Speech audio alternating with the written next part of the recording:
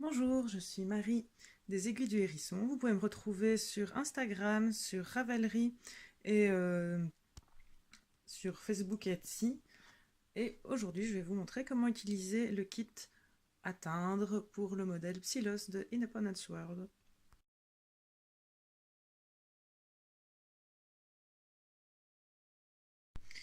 Alors, dans le kit, vous allez retrouver la fiche recette. Aujourd'hui, je vous montre la recette pour teindre avec les écorces de chêne, mais pour les autres teintures, c'est plus ou moins la même chose. Vous avez des gants et un masque pour se protéger. Vous avez un écheveau de buisson de 100 g à teindre. Vous avez les plantes nécessaires pour teindre l'écheveau de 100 g. Un petit sac de craie pour enlever l'excédent de mordant et l'excédent de teinture. Et un petit pot de sulfate de fer pour... Voilà, il fait la mise au point. Un petit pot de sulfate de fer pour pouvoir après nuancer tout ça. Alors, dans le matériel qui n'est pas compris dans le kit, vous aurez besoin d'une casserole. Alors, moi j'utilise une casserole qui est réservée à la teinture, j'utilise des casseroles que pour ça, mais vous pouvez très bien utiliser une casserole que vous allez réutiliser après pour la cuisine. Car voilà, la teinture qu'on va faire n'est pas toxique, juste nettoyez-la bien après, ça va sous le sens. Vous aurez aussi besoin d'un petit thermomètre, c'est pas obligatoire, mais c'est gai de voir où on en est dans les montées en température. Vous aurez besoin d'un bâton en bois ou d'une cuillère en bois pour mélanger. Ça, la cuillère en bois, je vous déconseille de la réutiliser par après, car le bois a tendance à absorber le liquide. Donc voilà, si vous l'utilisez, après vous ne pouvez plus l'utiliser que pour ça. Sinon, vous prenez un bâton, ça marche très bien aussi. Alors, vous aurez besoin d'une petite étamine. Voilà, donc moi j'utilise du tissu synthétique parce que le tissu synthétique ne va pas absorber la teinture. Donc quand on filtre, on ne perd pas une partie de notre pigment dans l'étamine, ce qui est quand même dommage. Voilà, alors moi j'utilise aussi une passoire, vous voyez que celle-là est un petit peu usée. Voilà, ça aussi, moi je l'utilise que pour ça, mais vous pourrez la réutiliser. Et puis vous aurez besoin d'une bassine. Alors la bassine, elle, c'est mieux si vous ne l'utilisez pas pour l'alimentaire, car si vous utilisez le sulfate de fer, c'est quand même pas top de mélanger des produits chimiques après avec ceux qu'on mange. Voilà, à tout de suite pour la première étape de la teinture.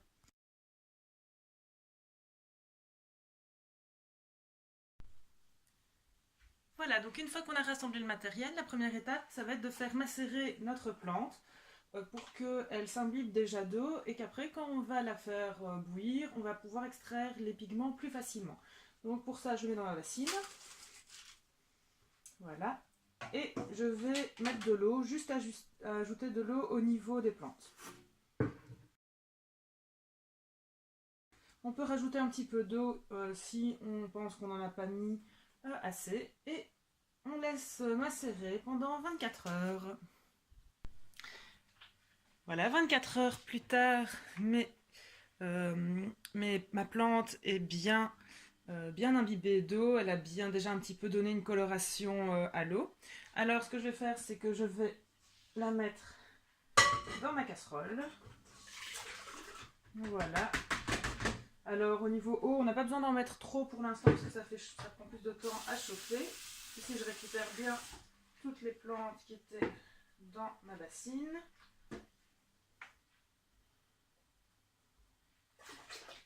Voilà. Hop.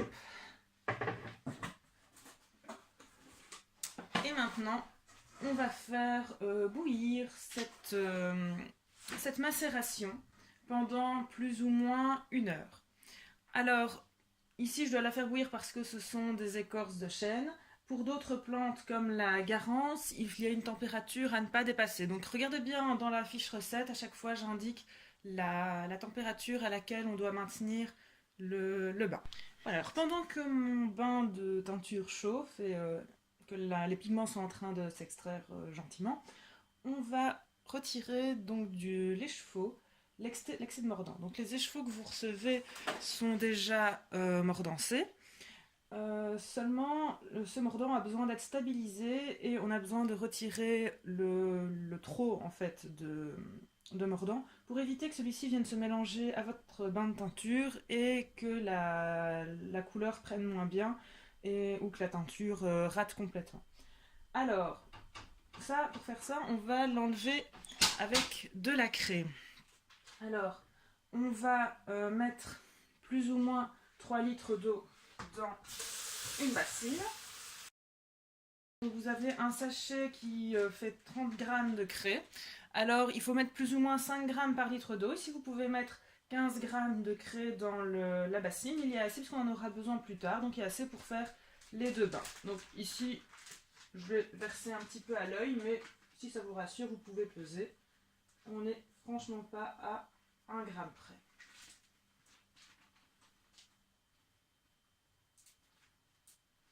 Voilà, donc j'ai mélangé la craie, j'ai mis la craie dans ma bassine. Hop, voilà, je vais mélanger un petit peu tout ça. Voilà. Voilà, donc il faut bien que la craie soit en suspension dans l'eau. Et je vous retrouve tout de suite pour vous montrer comment enlever l'excédent de l'écheveau. Alors maintenant, je vais mettre mon écheveau dans le bain de craie. Voilà, donc je presse bien l'écheveau quand il est dans le bain pour qu'il s'imprègne bien de la craie. Alors oui, au niveau de l'eau, c'est bien de mettre de l'eau chaude, mais dans laquelle on sait encore tremper les mains. Donc autour de 40 degrés, c'est bien. Plus chaud, c'est difficilement supportable pour les mains. Voilà. Voilà, donc il faut vraiment bien pas avoir peur de le secouer.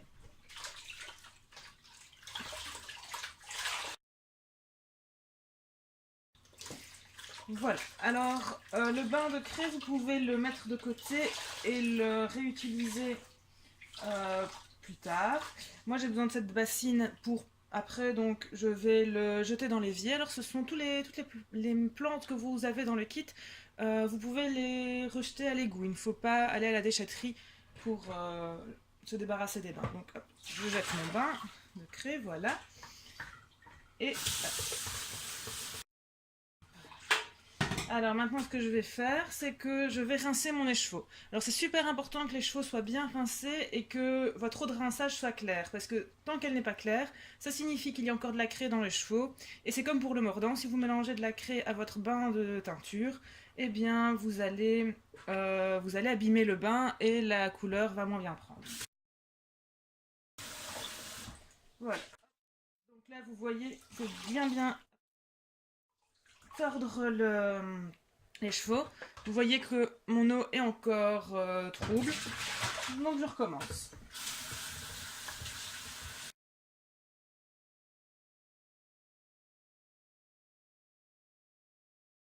Voilà, donc mon bain d'eau est bien clair. Donc maintenant, je vais juste remettre un petit peu d'eau et laisser tremper mon écheveau en attendant que mon bain de teinture ait fini de s'extraire. Donc je vous retrouve tout à l'heure pour filtrer le bain et commencer la teinture à proprement parler. Voilà, vous voyez, mon bain bout bien. Je l'ai un petit peu mélangé parce que les écorces ont tendance à remonter à la surface et à venir se coller ici sur le bord des parois. Donc il ne faut vraiment pas hésiter à venir et à touiller un coup comme on dit chez moi. Voilà, à tout à l'heure.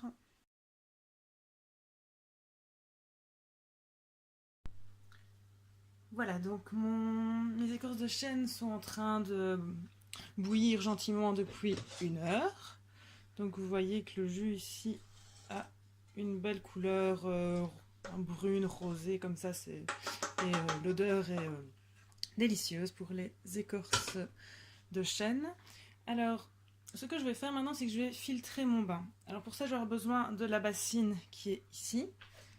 Donc, je vais prendre mon écheveau qui trempe, parce que c'est très important de tremper l'écheveau dans le bain de teinture alors qu'il est humide. Comme ça permet à la couleur d'être absorbée de manière uniforme. Donc voilà, je presse gentiment. Je vide mon bain. Enfin, mon eau de rinçage plutôt. Voilà, et je vais garder mon écheveau ici de côté dans l'évier. Alors, on va pour ça, donc on va utiliser la passoire et l'étamine. Donc, je vais mettre ma passoire, je dépose mon étamine dans le fond, voilà, et je vais verser donc mon bain. Donc ce que je fais moi, c'est que je secoue un peu la casserole pour mettre les petits morceaux en mouvement, et hop, on verse. Voilà, alors il faut que votre casserole à ce moment-ci n'ait plus de résidus. Donc je vais rajouter un petit peu d'eau.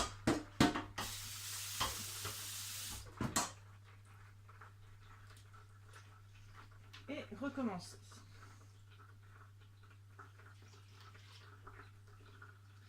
Voilà, alors il ne faut pas faire ça trop souvent parce que sinon après votre casserole ne pourra plus contenir le bain de teinture. Alors maintenant ce que je fais, il y a encore quelques résidus, alors je vais passer un petit coup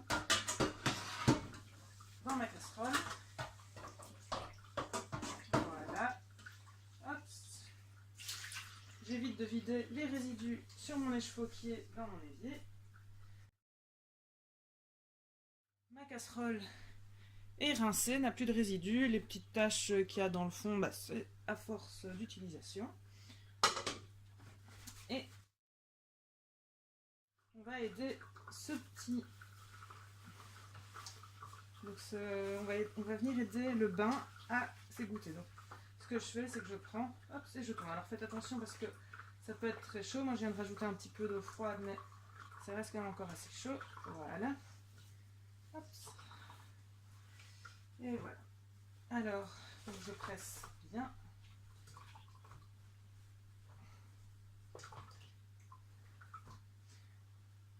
Voilà. Donc ici, mes fibres ont moins d'eau, enfin contiennent un petit peu moins d'eau. Alors, vous pouvez les garder pour refaire une deuxième extraction pour teindre encore d'autres fibres. Mais pour ce que nous, on va faire maintenant, avec 1 heure de décoction, c'est bien. Donc ça, voilà, soit vous pouvez les jeter au compost où vous voulez, ou alors vous les gardez et vous pouvez recommencer l'étape précédente, donc le remettre dans de l'eau, laisser chauffer 1 heure, vous allez encore extraire des pigments puisque là, tous les pigments ne sont pas extraits. Donc ça, moi je vais les garder de côté. Voilà, donc j'ai mon bain qui est bien coloré. Je vais le verser maintenant dans la casserole, vous allez bien voir la couleur, voilà, du bain. Voilà. Alors, là, ici, j'ai clairement pas assez d'eau pour pouvoir mettre mon écheveau. Donc, je vais ajuster la hauteur. Alors, moi, j'ajoute de l'eau chaude. Comme ça permet de réduire le temps qu'il va falloir au bain pour arriver à la température où il teint. Et donc, votre teinture va être plus efficace. Hop. Je prends mon écheveau. Et on va arriver au moment magique où on va teindre notre écheveau. Voilà. Alors ici, donc vous voyez, l'écheveau est déjà en train d'absorber le bain de couleur. Maintenant, vous voyez que si je le presse, quasiment toute la couleur s'en va. Donc on va avoir besoin de le faire chauffer pour qu'il vienne vraiment se fixer sur ma fibre. Alors, si vous souhaitez faire du pooling, vous pouvez ne pas tremper tout votre écheveau et garder une partie en dehors, comme ceci par exemple. Si vous avez pris un kit avec 2 couleurs, eh bien vous pouvez très bien tremper la moitié d'un écheveau dans une couleur et puis faire un deuxième bain en trempant l'autre moitié de l'écheveau. Ça vous donnera le côté multicolore comme les écheveaux que j'ai pu montrer pour le kit Psylos. Donc ici, moi je vais le mettre en entier dans le bain, voilà. Voilà. Alors je vais le ressortir une fois et puis le retremper. Comme ça, en fait, je vais faire dégouliner toute la teinture sur tout le long de mon écheveau. Voilà, hop. Et encore une fois. Voilà, et donc là vous voyez vraiment la teinture qui descend. Et ça permet d'avoir quelque chose d'uniforme. Si vous ne voulez pas quelque chose d'uniforme, vous pouvez très bien faire des nœuds, par exemple, ici ou ici. Et les endroits où vous aurez fait les nœuds euh, resteront blancs. Voilà, donc là maintenant je vais remettre chauffer. Et on se retrouve dans 1 heure pour la suite.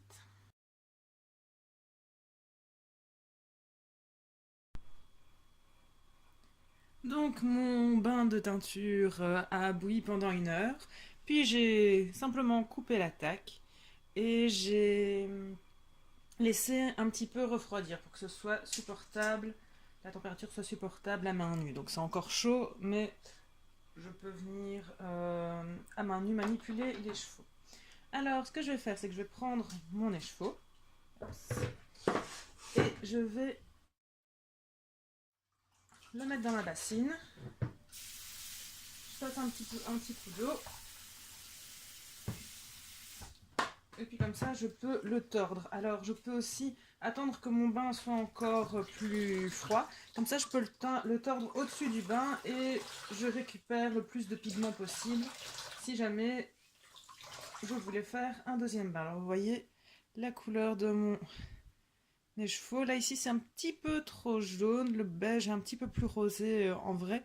Mais voilà, la teinture à l'écorce de chêne, c'est une teinture qui a vraiment une couleur très très prononcée et un peu surprenante. Enfin, parfois ça peut être plus rose ou ici on est vraiment plus dans les bruns. Enfin, voilà, c'est vraiment une teinture que j'aime beaucoup. Donc, hop, je récupère mes pigments ici. Comme ça, si jamais j'ai envie de faire un deuxième bain, c'est possible.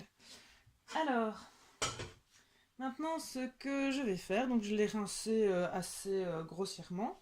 Voilà, je vais le mettre ici de côté. Et ce que je vais faire, c'est que je vais procéder au nuançage au fer. Alors pour ça, je mets de l'eau dans ma bassine. Voilà, j'ai pas besoin d'en mettre énormément. Je vais prendre le petit pot de sulfate de fer qui est dans le kit. Et je vais verser une partie dedans. Je vous ai mis ici 15 grammes. Pour nuancer les chevaux que vous venez de teindre, vous n'avez pas besoin des 15 grammes. Et en fait, au plus vous mettrez du sulfate de fer, au plus la couleur va être foncée. Maintenant, si vous voulez jouer avec les différentes teintes, vous pouvez en mettre juste un petit peu, et puis refaire un deuxième bain avec une autre partie, où là vous mettrez plus de sulfate de fer, ça va permettre d'obtenir des couleurs un peu différentes. Donc ici, j'en mets grosso modo une cuillère à soupe. Voilà, donc normalement ça se pèse, mais là je le fais à la grosse louche. Alors je vais enfiler les gants parce que c'est pas très conseillé de manipuler du sulfate de fer à main nue. Il vaut mieux quand même toujours protéger les mains. A priori, il n'y a pas de gros risques, mais autant prendre ses précautions. Voilà, je mélange un petit peu. Donc vous voyez que vous avez une eau un petit peu jaune. Voilà. Alors, ici, le gant contient du sulfate de fer. Donc je ne vais pas prendre mon écheveau avec cette main-là, parce que sinon les endroits où je vais toucher les chevaux vont noircir. Donc je le prends avec mon autre main. Ce que je vais faire, c'est que je vais tremper ici, cette partie-ci, dans mon bain de sulfate de fer.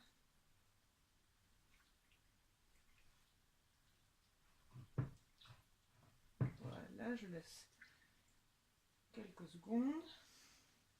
Et alors, vous voyez que l'endroit qui a été trempé dans le fer est plus foncé. Et alors, donc là, ça va provoquer un phénomène d'oxydation du fer qui noircit. Donc en fait, quand vous le mettez dans le bain, vous avez l'impression que votre écheveau reste de la même couleur, mais c'est le contact avec l'oxygène qui va vraiment déclencher la réaction du fer avec le tanin. Ça dépend des teintures. Pour certaines, ça se fait quasiment immédiatement, comme ici avec le chêne, parce que ça contient énormément de tanin.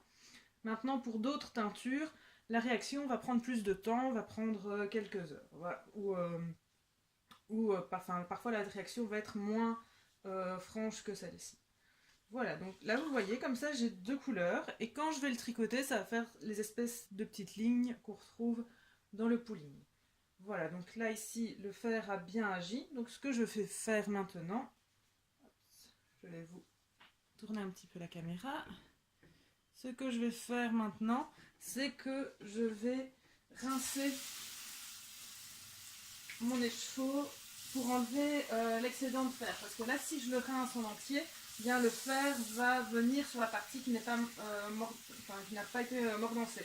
Alors vous voyez que je rince en allant de la partie qui est plus claire vers la partie la plus foncée. Si je le fais dans l'autre sens, le fer va se déplacer vers la partie non nuancée. Bon, ça peut faire un chouette effet, mais ici, c'est pas ce que je recherche. Voilà. Hop. Et donc, vous voyez que j'ai toujours bien ma main qui a touché le fer, ici, qui reste dans sa partie fer, et l'autre main qui reste dans la partie non nuancée pour éviter de faire des taches. Maintenant, voilà, si vous avez envie de vous amuser, allez-y. Les écheveaux dalmatiens, c'est sympa aussi. Voilà, donc ici, je vais bien tordre pour essayer d'enlever vraiment tout le fer qui reste. Voilà. Hop. Voilà. Et là, normalement, maintenant, mon fer a été plus ou moins évacué dans l'eau. Donc voilà, oh, je vois ici que j'avais un petit peu serré les chevaux, donc ça va être un peu plus clair, mais ça peut être joli aussi. Donc vous voyez, vous avez vraiment des couleurs. Allez, fais le point. Donc vous avez vraiment une couleur plus foncée, et ici, une couleur un peu plus rousse. Voilà, alors mon bain de sulfate de fer, je peux le rejeter à l'évier, ou alors si vous avez des rosiers, vous pouvez le jeter au pied de vos rosiers. Les rosiers adorent les sols riches en fer, et ça permet d'avoir des belles roses bien rouges. Et donc ici, je vais à nouveau rincer maintenant mon écheveau en entier.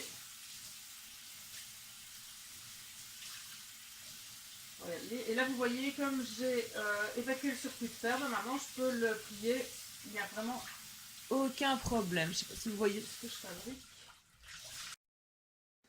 Ma teinture et mon nuançage sont terminés.